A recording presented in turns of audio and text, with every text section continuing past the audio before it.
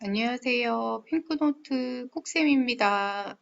네, 오늘은 지난 시간 연결해서 키워드로 보는 이제 보건간호 부분 할 거예요.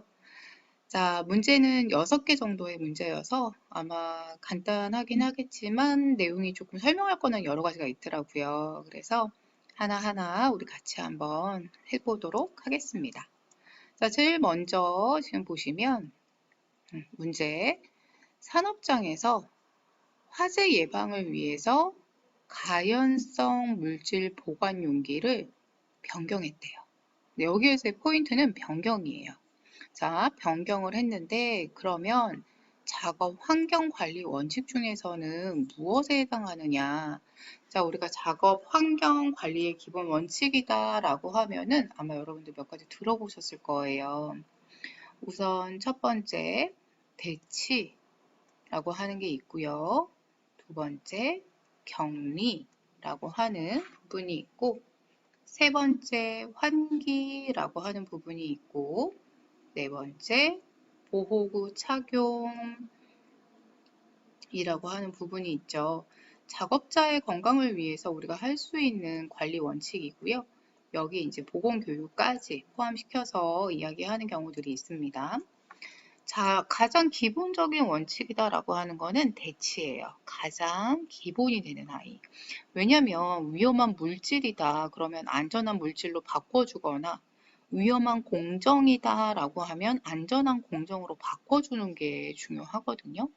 그래서 이 대치는 바꿔준다라는 개념이기 때문에 변경이라고 하는 단어가 들어가면은 그때에는 대치로 찾으시면 돼요. 자, 그럼 격리라고 하는 부분은 어떻게 하느냐? 격리는 말씀 그대로 안전한 물질, 그러니까 안전하지 않은 물질하고 접촉하지 않도록 막아주는 게 가장 중요해요. 그러다 보니까 이거는 뭔가 바꿔준다는 개념보다는 원격 조정이라던가 또는 자동화시킨다. 뭐 이런 단어들이 들어가게 되면은 그때는 격리라고 보시면 되겠고요. 환기라고 하는 아이도 이제 많이 쓰는 방법 중에 뭐 분진이 많다거나 할 때 쓸 수 있는 방법이기는 하지만 가장 중요한 아이는 아니에요. 그러니까 가장 기본이 되는 아이는 아니다라고 보시면 되겠고, 그리고 뭐 보호구 착용은 뭐 방진 마스크를 쓴다라던가 아니면은 소음이 너무 이제 많이 나는 곳에서는 귀마개를 쓴다라던가 뭐 이런 것들이 들어가겠고, 보건교육은 당연히 이제 들어가야 되는 중요성에 대해서 강조해야 되는 부분이기 때문에 이렇게 작업 환경 관리 원칙이다 라고 하면 대치, 격리, 환기, 보호구 착용, 보건교육 중에서 키워드를 잘 찾으셔서 접근하시면 좋겠습니다. 자, 그 다음 나와져 있는 문제는 세균성 식중독 중에서 독소용에 해당하는 것은 이라고 되어져 있어요. 자, 이거는 여러분들 보건 환경 부분에 나와져 있는 부분인데요. 자, 보건 환경 부분을 보시면 여러분도 아시겠지만 일반적으로 식중독이다 라고 하면 두 가지, 이렇게 두 가지가 나뉘는데 키워드는 독소형이네요. 네.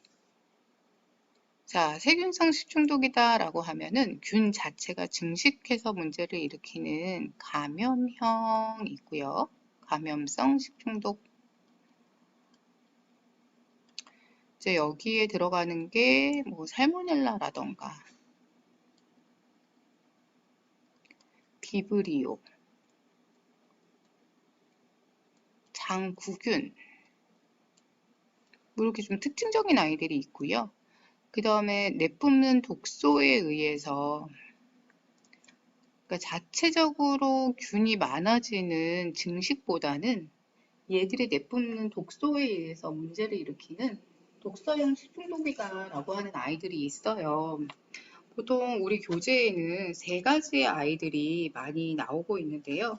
그 세 가지 아이들을 여러분들이 한번 보신다라면, 자, 먼저 처음에 가장 많이 나오는 아이는 포도상 구균 식중독이에요.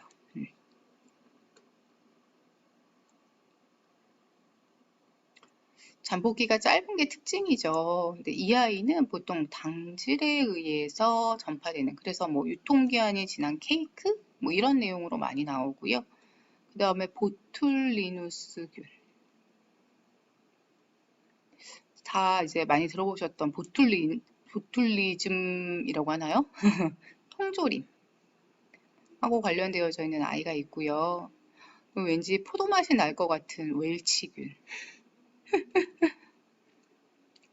이상하게 포도 맛 날 것 같죠.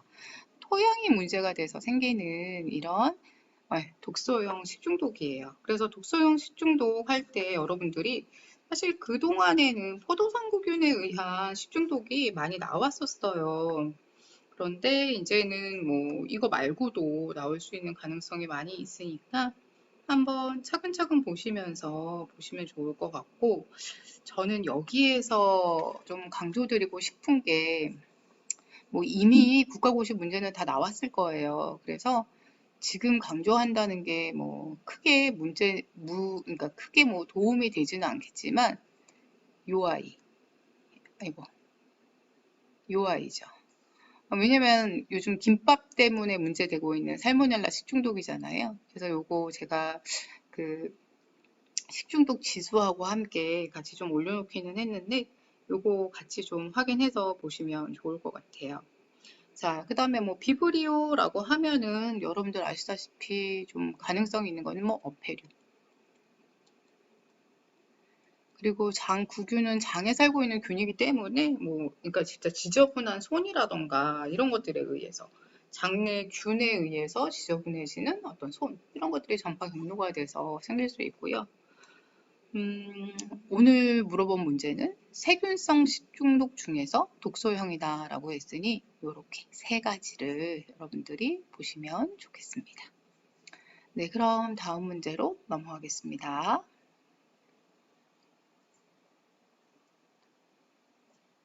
자, 치료적 의사소통에 대한 이제 다른 대화로 적당한 것을 물어봤어요. 자, 이 문제 나오면은 사실은 조금 헷갈려 하시더라고요. 근데 헷갈려 하시는 이유가 있어요. 왜냐면 이제 교재에 따라서 이 내용을 굉장히 세밀하게 다루고 있는 교재도 있지만 그렇게 중요하지 않게 간단하게만 요약하고 있는 그런 책들도 많이 있거든요.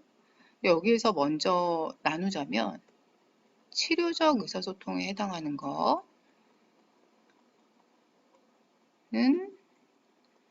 먼저 공감, 그리고 경청.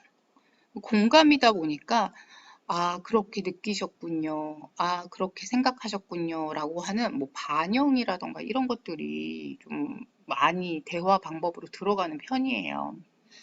그리고 개방적 질문, 거기에 이제 이게 치료적이라고? 라고 많이 오해하시는 침묵. 이렇게 들어가고요. 자, 그 다음에 비치료적 의사소통. 이거는 별로 도움이 되지 않아. 이것도 약간 우리가 생각하는 거하고 좀 달라요. 그래서 아마 여러분들께서 조금 헷갈려 하시는 것 같아요. 칭찬, 동의, 조언, 안심. 이런 것들. 아, 조언이 안 된다고요? 네, 조언이 안 돼요. 왜냐면 이 치료적 의사소통, 비치료적 의사소통 어차피 상담이 기반이 되는 건데 상담에서는 개개인은 다 답을 자기 내면 안에 가지고 있다라고 생각을 하고 있어요. 그러다 보니까 뭐 우리가 어떤 좋은 의견을 제시한다라고 하는 것들이 그 사람들에게는 좋은 의견이 아닐 수가 있어요. 그러다 보니까 내면에 있는 답을 발견해내도록 이제 도와주는 그런 단계, 그런 의사소통이지 절대로 정답을 알려주거나 하는 의사소통이 아니다라고 보시면 되겠습니다. 그리고 여기와 대비되는 폐쇄적 질문. 폐쇄적 질문이다라고 하는 건 이제 네, 아니요라고 하는 단답의 형태로 뭔가 대답을 하게 되는 거. 그걸 우리가 폐쇄적 질문이라고 하죠. 그래서 아, 희한하게 너는 치료적인데 너희는 치료적이 아니구나 라고 하는 거를 다시 한번 확인을 하셨으면 좋겠습니다. 네, 그럼 그 다음 문제로 넘어가겠습니다. 장기간 인쇄 공장에서 근무한 사람에게 치은염, 빈혈 증상 나타날 경우 의심되는 거래요. 자, 여기에서 여러분들이 볼 수 있는 키워드 빈혈, 그리고 치은염이라고 되어져 있는 아이예요. 자, 여러분들 직업병에 보면은 다양한 중금속으로 인한 이제 직업병들이 나오게 되거든요. 자, 그런데 거기에서 키워드들이 몇 개가 있어요. 그래서 제가 그 키워드들을 조금 정리를 해드려 보자면, 우선 첫 번째가 납이 있어요. 납이다라고 하는 아이는 얘는 굉장히 좀 이렇게 서서히 우리 몸 안에서 이제 빠져나가는 아이예요. 그러다 보니까 얘 같은 경우에는 증상이 다른 이제 중금속에 비해서 반감기가 좀 긴 게 특징이다라고 되어져 있는데, 보통 이렇게 납이다라고 하면은 페인트 공장 같은 데를 많이 이야기를 해요. 그래서 뭐 납 같은 경우에 주로 공정상에서는 뭐 페인트 공장, 자, 이렇게 많이 나타나게 되고요. 그리고 얘 보시면은 잇몸의 변화가 나타나게 돼요. 근데 이게 연이라고 해서 잇몸에 이제 그 청회색으로 착색이 되는 거거든요.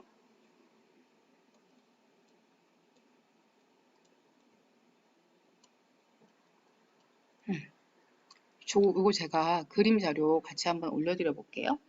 그리고 이제 소화기 증상이 나타나고 이거 외에도 빈혈 증상 나타날 수 있는 아이라고 이야기를 하고 있습니다. 그래서 이 아이가 일반적으로 이제 이야기하는 이 치은염, 빈혈 증상이라고 하는 아이가 되는 거고요. 자, 그 다음에 많이 나타나는 게 이제 수은 많이 나타나요. 수은은 의료기계에서 많이 이제 사용되기도 하는 아이이죠.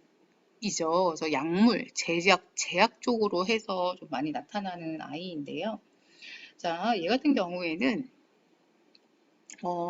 주로 이제 단어가 미나마타병으로 아마 많이 알고 계실 거예요. 미나마타병.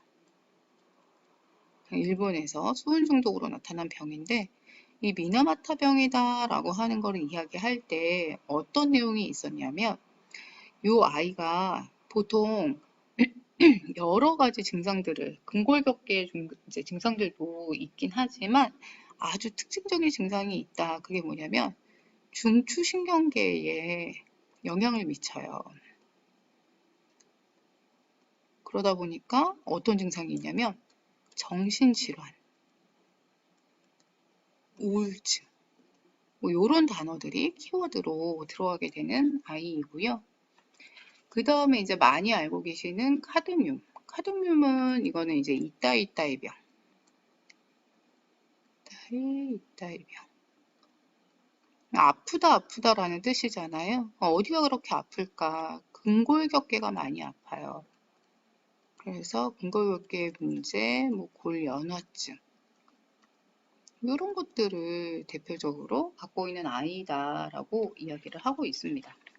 자, 이거 말고도 이제 여러분들 교재에는 크롬이라던가 벤젠이라던가 뭐 여러 가지 이야기들을 가지고 있기는 하지만 우선은 가장 많이 나오는 세 가지에 대해서 여러분들이 좀 정리가 되시면 좋을 것 같아요. 네. 네. 오늘의 마지막은 문제라기보다는 그냥 참고로, 문제는 다 설명드렸습니다. 참고로 이제 요즘 시기에 맞는 요런 최근에 모의고사 내용 보시면 아마 뭐 폐기물 배출 부담금이라던가 아니면 뭐 환경영향평가 제도라던가 이런 환경과 관련되어져 있는 여러 가지 제도들에 대한 문제들이 많이 나오죠. 그거 이제 보고 나서 이제 제가 하나를 좀 추가했어요. 탄소세.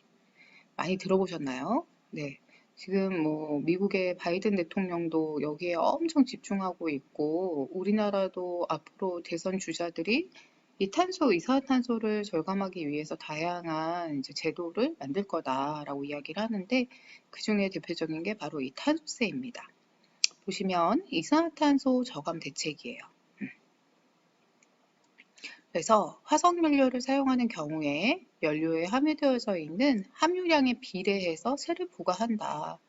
목적 자체는 결론은 이산화탄소 배출되는 이산화탄소를 좀 억제하는데 목적이 있는 목적세다 이렇게 되어져 있는데요. 간단하게 뭐 문제로 나온다라면 얼마든지 응용할 수 있는 내용이라서 요 탄소세라고 하는 제도 한번 기억해 주셨으면 좋겠어서 이렇게 같이 참고로 넣어봤습니다. 네, 여러분들 보건간호는 여기까지고요. 네, 모두 수고 많으셨고 다음번에는 공중 파트로 뵙도록 하겠습니다. 네, 모두 화이팅입니다. 감사합니다.